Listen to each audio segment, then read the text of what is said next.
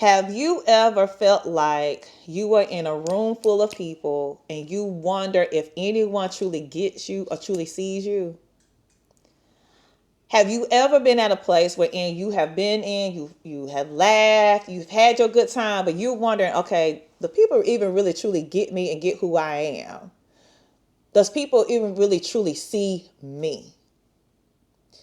In this major world that we deal with on social media, now more than ever, you deal with a lot of people that deal with a lot of isolation. They're doing a lot of posts, but they feel isolated. They're in life transition. They're trying to go to a next level. They're in a place of leadership, but they really truly feel like people don't really see them or truly know them, really know who they are. Whenever you feel like that moment we're in, even though you have people that may support you, but they truly don't understand your language. You know, when I talk about your language of you're saying that you want to do better in life, you're saying that you want to be able to move forward in life, you know that things feel a little different and you feel in a shift, you really truly can't explain it, and you're feeling like you are alone. So today we're going to talk about isolation and loneliness and how you deal with it at the top. Because what I want you to kind of see is that this is more common and it is okay because you're human. We deal with real issues, we deal with real emotions, and that how when we deal with this and we trying to figure out how to navigate through it, we're going to kind of navigate and look at Jesus' life and truly understand that he also went through it, but he also showed us how to walk through it. So let's just first talk about what loneliness is. Loneliness is one of those things wherein even though you are in a room of people, it's not just the point of you being alone, but you feeling unseen. You're feeling kind of disconnected.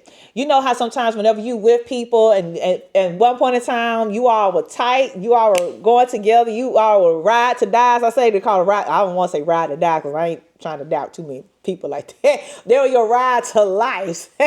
They were people that you considered who you loved and all those things. And I can just think about whenever I was at that place and I was connected with a group of people and I still felt invisible. I felt more of a disconnection that I began to start wanting things different in life than what normally that I did. I knew that I was at a place where I was going to another level, didn't know fully what it looked like. But whenever I talked with someone, people would think, okay, you're doing good with where you are. But I knew that there was more. I knew that there was more that I needed to do. And then when I was at that place, because I'm a minister, I'm a leader, I'm a person that people call to talk to about with everything. You know, they talk to me, they call me, let me talk to you about this, let me talk to you about that. So I'm definitely that person that people can lean on. And when I began to start going through my own things and start going through burnout and start trying to figure out what is this thing that's going on in my life,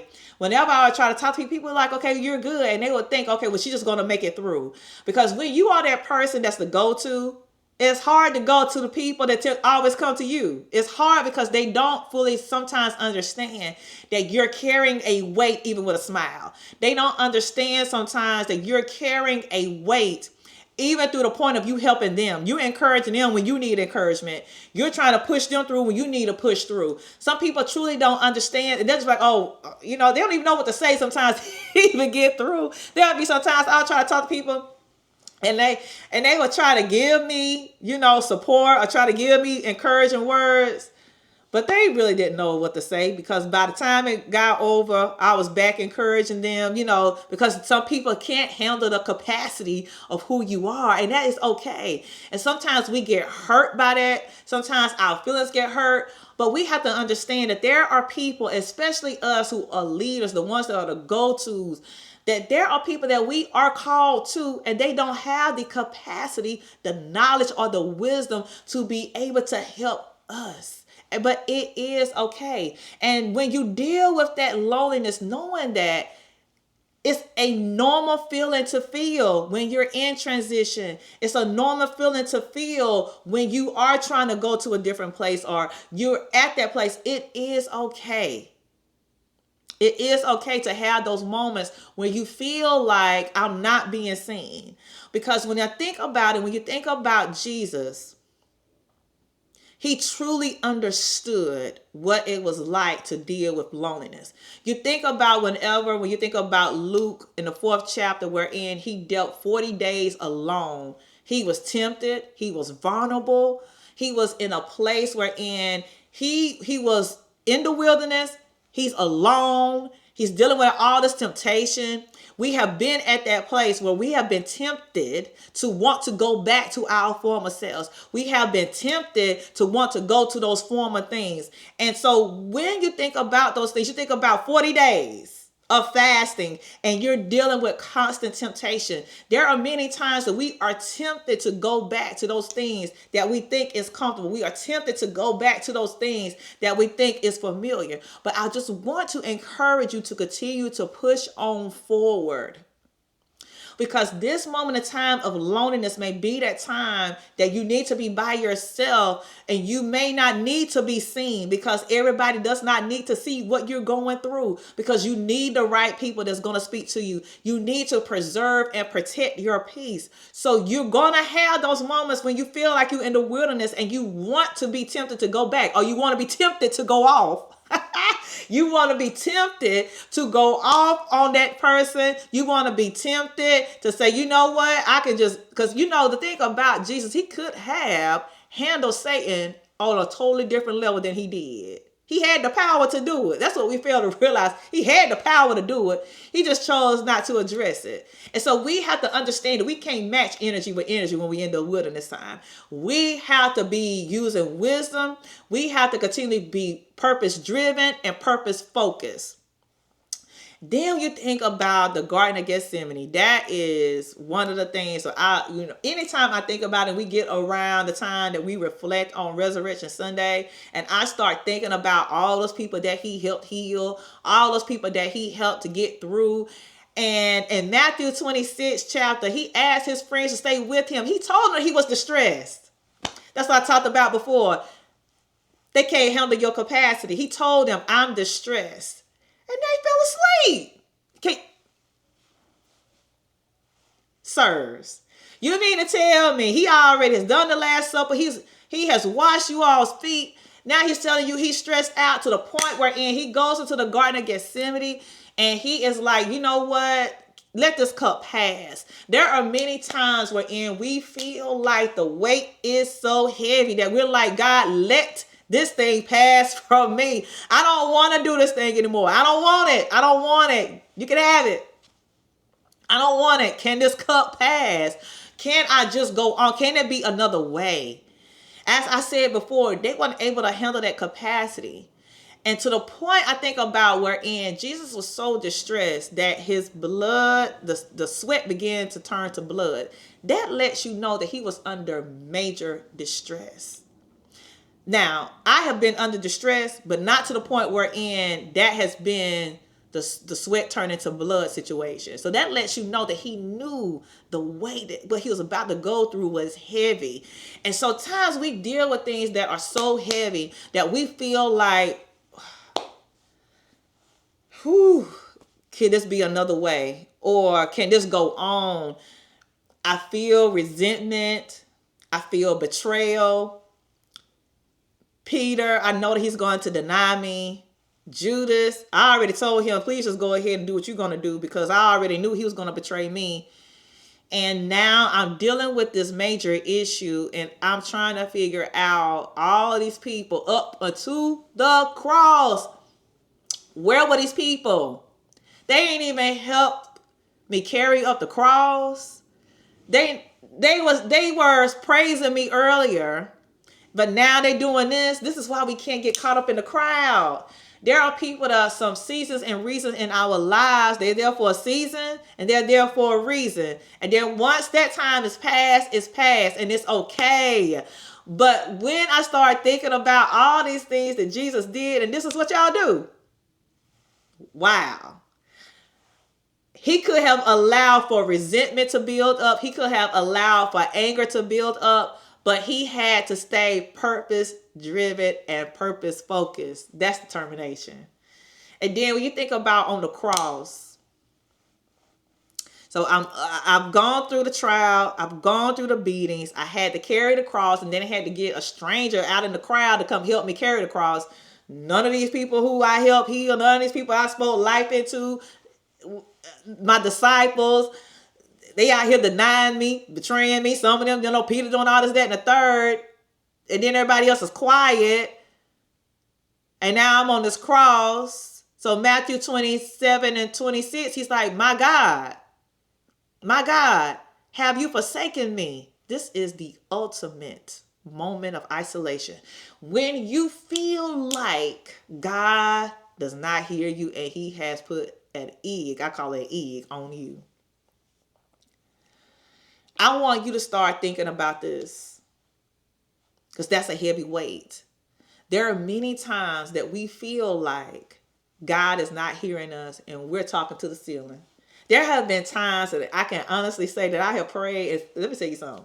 Whenever I pray, sister is going in. I'm going in. I'm praying. I'm listening. I'm going to the 10th degree sometimes. And then I wake up the next morning, it's like the same thing. I'm like, wait a minute. I did all of this. I'm casting stuff down, all this, and it's still the same thing. We cannot trust our feelings whenever we walk in purpose. Your purpose will cause you to get off purpose. Not purpose, your purpose get off purpose. Your emotions will cause you to say, this is not working, I'm going to try something else. Your emotions will tell you, well, they're not supporting me, they're not doing it, so I probably just don't need to do it.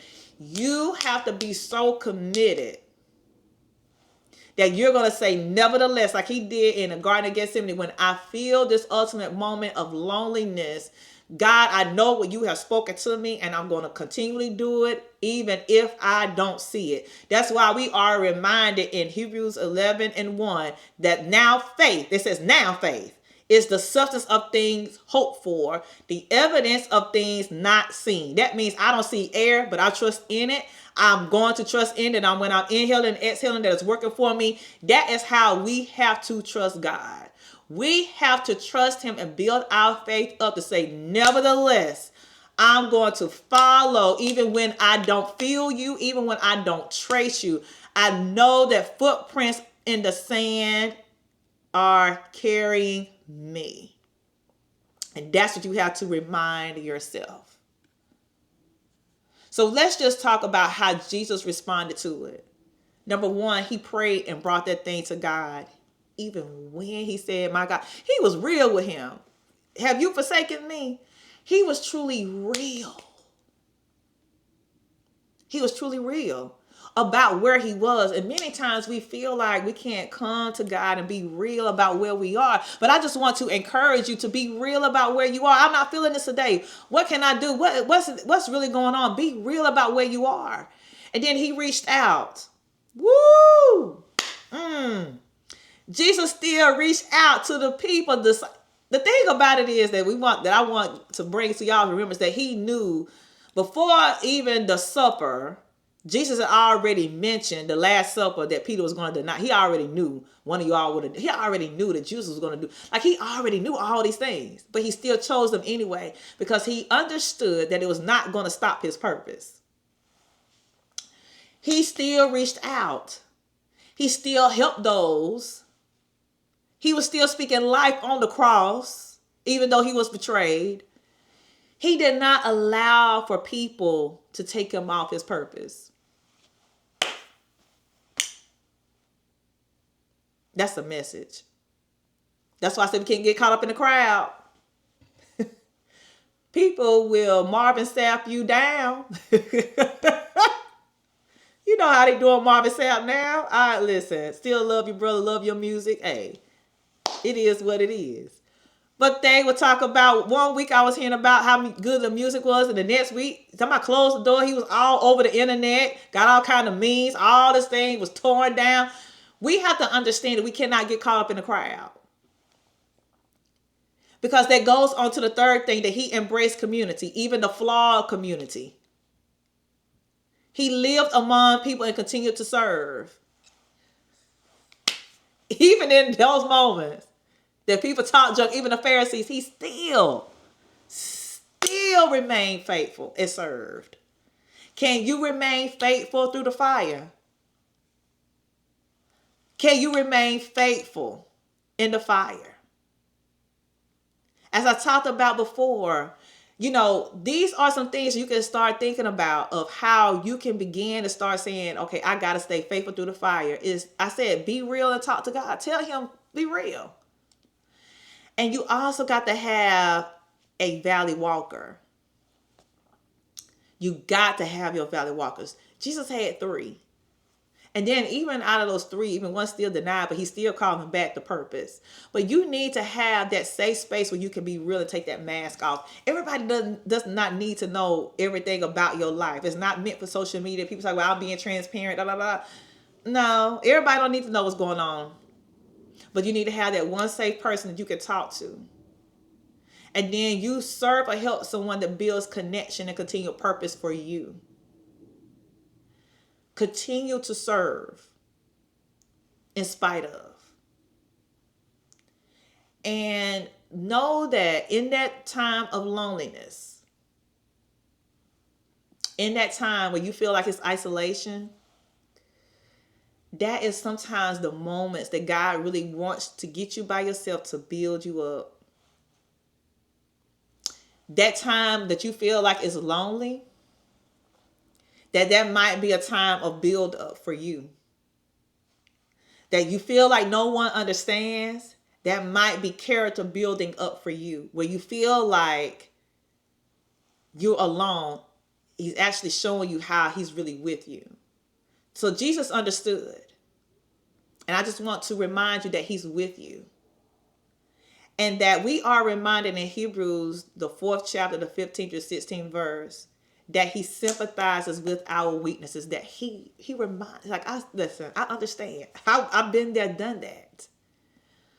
But think about for you of where you have been and where you're going, and how you begin to start thinking about, okay, it's a weight that I'm carrying. It's a weight that has been heavy for me.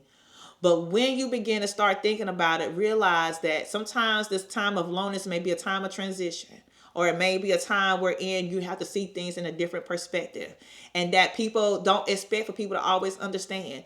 You have to continually walk in that forgiveness. That doesn't mean that I don't have boundaries, because one thing about Jesus is he had his boundaries.